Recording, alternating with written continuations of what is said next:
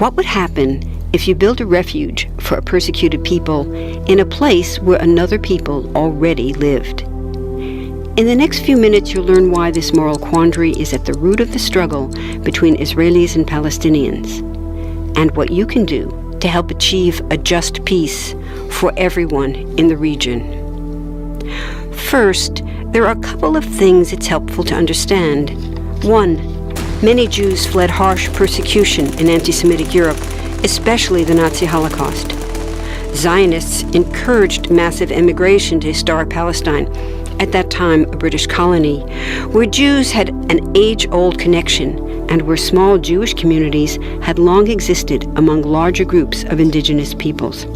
But when the UN offered the Jewish immigrants the majority of the land for a new state called Israel, for the indigenous Palestinians who lived there, it was a massive destruction of life. They rejected the UN's partition plan, and several Arab states invaded the new state of Israel. Israeli forces essentially erased over 400 Palestinian villages and towns. By the end of the fighting, Israel controlled 78% of historic Palestine. And when 750,000 Palestinians who fled or were expelled during fighting tried to return to their homes where the new state now stood, they were permanently barred by the Israeli government. While over 100,000 of their relatives and neighbors who hadn't left became second-class citizens of the new state, along with the new Jewish majority. Today, Palestinian refugees and their descendants number in the millions. Most are in the Gaza Strip, the West Bank, and Jordan. Many are spread throughout the world, with millions still living in refugee camps, seeking to return to their homeland. To sum up, one group of refugees found a much-needed home, but in the process, a new group of refugees was created. Here's the second thing to understand. Israel was founded as a Jewish state. But now ask yourself, what exactly does that mean? People had lots of ideas about what a Jewish state should look like. Some called for equality for all citizens. But what was created, in practice, was institutional discrimination against non-Jews. In other words, Israel ended up being built on a blueprint of exclusion. The Israeli government wants maximum land and resources for Jews, but not the Palestinians living there.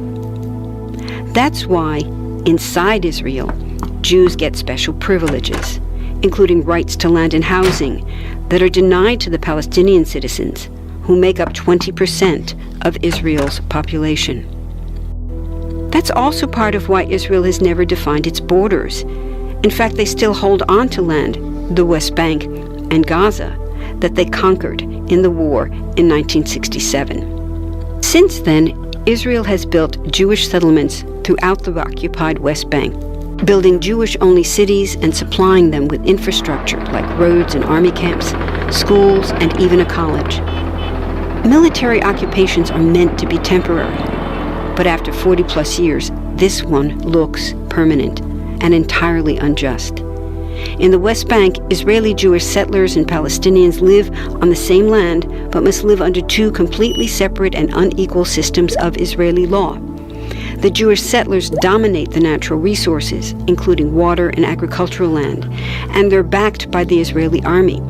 To maintain the occupation, Israel has demolished thousands of Palestinian homes and orchards, confiscated Palestinian land, bombed a captive civilian population in Gaza, and punished resistance with raids, arrests, and assassinations, all to gain maximum land, while making life so difficult for Palestinians that they will either leave or be too afraid to resist.